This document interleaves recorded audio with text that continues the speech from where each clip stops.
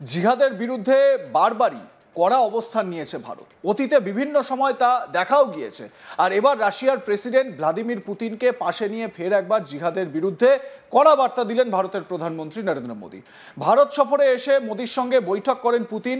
পরে যৌথ সাংবাদিক বৈঠকে মোদী বলেন, জিহাদের বিরুদ্ধে লড়াইয়ে ভারত ও রাশিয়া দীর্ঘদিন ধরে কাঁধে কাঁধ মিলিয়ে দাঁড়িয়েছে। পেহেলগামে জিহাদি হামলা হোক বা ক্রোকাস সিটি হলে কাপুরুষোচিত হামলা, এই সমস্ত ঘটনার মূল একই। ভারতের অটল বিশ্বাস হলো জিহাদ মানবতার মূল্যবোধের উপর সরাসরি আক্রমণ এবং এর বিরুদ্ধে বিশ্বব্যাপী ঐক্য আমাদের সবচেয়ে বড় শক্তি। জাতিসংঘ, G20, ব্রিক্স, এসিও এবং অন্যান্য ফোরামে ভারত ও রাশিয়ার ঘনিষ্ঠ সহযোগিতা রয়েছে। আমরা এই সমস্ত ফোরামে আমাদের আলোচনা এবং সহযোগিতা অব্যাহত রাখব। প্রধানমন্ত্রী মোদী এ প্রসঙ্গে বলতে গিয়ে জিহাদ প্রসঙ্গে বলতে গিয়ে কি বলেছেন শুনে নেওয়া যাক। भारत और रूस ने लंबे समय से कंधे से कंधा मिलाकर सहयोग किया है। पहलगाम में हुआ आतंकी हमला हो या क्रोकस सिटी हॉल पर किया गया कायरतापूर्ण आघात, इन सभी घटनाओं की जड़ एक ही है। भारत का अटल विश्वास है कि आतंकवाद मानवता के मूल्यों पर सीधा प्रहार है और इसके विरुद्ध वैश्विक एकता ही हमारी सबसे बड़ी ताकत है। भारत और रूस के बीच यूएन, G20, ब्रिक्स, एससीओ तथा अन्य मंचों पर करीबी सहयोग रहा है। करीबी तालमेल के साथ आगे बढ़ते हुए हम इन सभी मंचों पर अपना संवाद और सहयोग জারি রাখেंगे। শুনলেন তো পিএম মোদীর বক্তব্য। জিহাদের বিরুদ্ধে কিভাবে স্পষ্ট বার্তা দিলেন তিনি।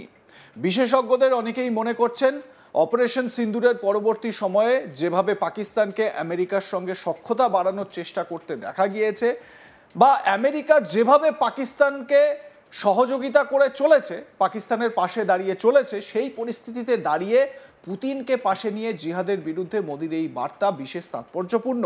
চলুন আরো একবার শুনে নেওয়া যাক মোদীর এই বক্তব্য জিহাদ প্রসঙ্গে। भारत और रूस ने लंबे समय से कंधे से कंधा मिलाकर सहयोग किया है।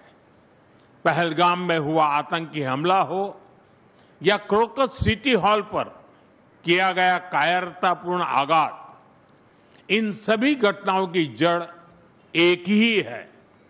भारत का अटल विश्वास है कि आतंकवाद मानवता के मूल्यों पर सीधा प्रहार है और इसके विरुद्ध वैश्विक एकता ही हमारी सबसे बड़ी ताकत है। भारत और रूस के बीच यूएन, G20, ब्रिक्स, एससीओ तथा अन्य मंचों पर करीबी सहयोग रहा है। करीबी तालमेल के साथ आगे बढ़ते हुए हम इन सभी मंचों पर अपना संवाद और सहयोग জারি রাখেंगे। অন্যদিকে এই সাংবাদিক বৈঠকে পুতিন বলেন, জ্বালানি ক্ষেত্রেও আমরা সফল অংশীদারিত্ব দেখতে পাচ্ছি। রাশিয়া তেল, গ্যাস, কয়লা এবং ভারতের জ্বালানি উন্নয়নের জন্য প্রয়োজনীয় সবকিছুর একটি নির্ভরযোগ্য সরবরাহকারী। দ্রুত বর্ধনশীল ভারতীয় অর্থনীতির জন্য আমরা জ্বালানির নিরবিচ্ছিন্ন সরবরাহ অব্যাহত রাখতে প্রস্তুত। আমরা ভারতের বৃহত্তম পারমাণবিক বিদ্যুৎ কেন্দ্র কুরানকুলাম নির্মাণের জন্য একটি ফ্ল্যাগশিপ প্রকল্প পরিচালনা করছি। 6টি চুল্লি ইউনিটের মধ্যে 2টি ইতিমধ্যেই জ্বালানি নেটওয়ার্কের সঙ্গে যুক্ত করা হয়েছে এবং 4টি এখনও নির্মাণাধীন।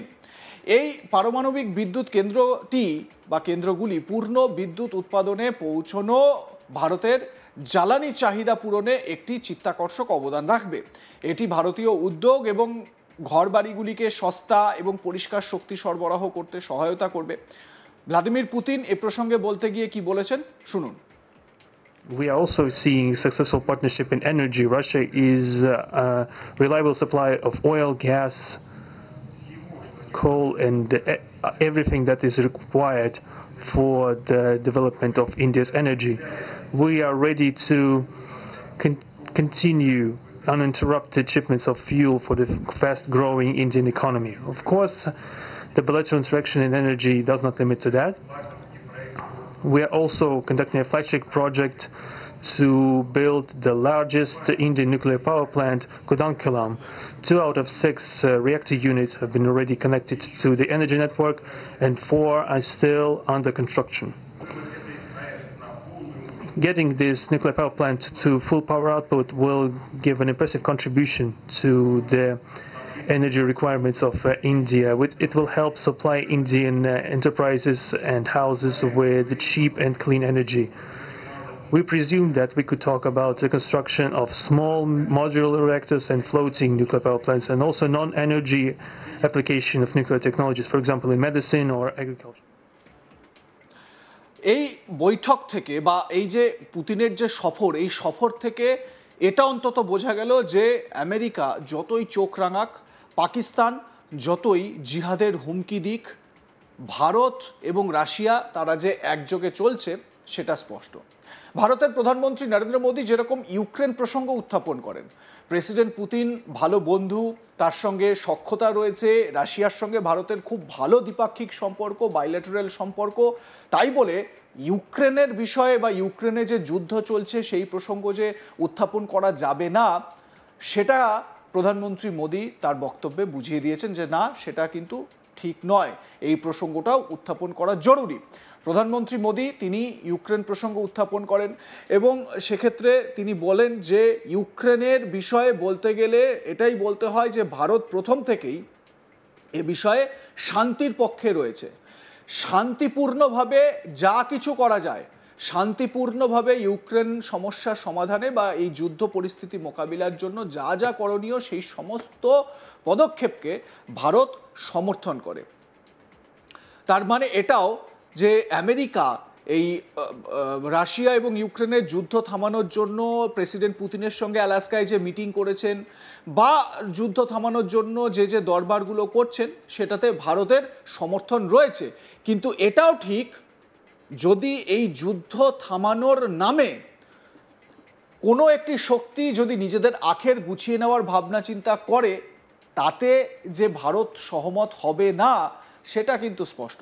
দেখুন, আলাস্কায় পুতিনের সঙ্গে ট্রাম্পের যে মিটিং হয়েছিল সেই মিটিংয়ে কিন্তু কোনো রেজাল্ট সামনে আসেনি, মানে কোনো ফ্রুটফুল রেজাল্ট সামনে আসেনি।